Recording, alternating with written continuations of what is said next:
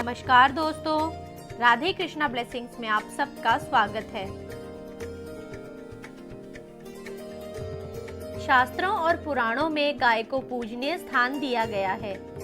यही कारण है कि गाय को गौ माता कहकर भी पुकारा जाता है।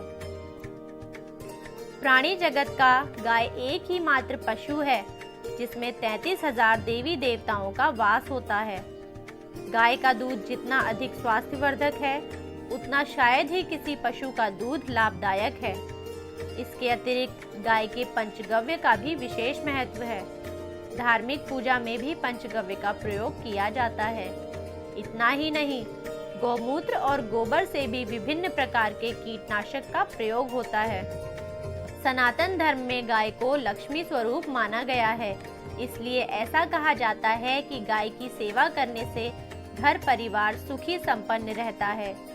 हिंदू मान्यता के अनुसार जिस घर में गाय की सेवा निस्वार्थ भाव से की जाती है, उस घर में सदैव लक्ष्मी की कृपा बनी रहती है। इतना ही नहीं, जिस घर में गाय की सेवा होती है, वहां अचानक किसी भी प्रकार की विघ्न बाधाएं नहीं पनप पाती हैं।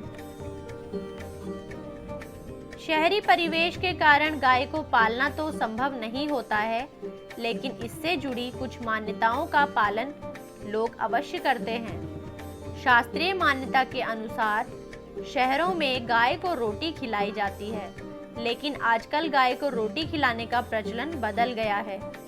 बदलते प्रचलन में कई बार बड़ी भूल हो जाती है, जो बेहद ही अशुभ होती है। नित्य गाय को रोटी खिलाना हर एक दृष्टिकोण से शुभ माना जाता है, लेकिन आजकल इसका तरीका बदल गया है, जो कि बेहद अशुभ माना जाता है। शास्त्रों के अनुसार गाय को रोटी खिलाने में कुछ बातों का ध्यान रखना चाहिए। प्रायः लोग गाय के लिए रोटी तो रखते हैं, लेकिन समय से उसे खिला नहीं पाते हैं।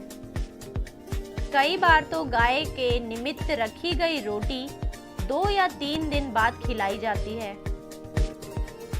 गाय के लिए रखी गई रोटी को जब कुछ 2 के अंतराल के बाद खिलाई जाती है, तो ऐसी स्थिति में घर में बदहाली, दुख और विपत्ति का साया मंडराने लगता है। ऐसी स्थिति में यह सदैव ध्यान रखना चाहिए कि गाय को खिलाने के लिए जो रोटी रखी गई है, वह बासी ना हो। साथ ही यह भी ध्यान रखना चाहिए कि गाय को रोटी खिलाना उसका अपमान करना है।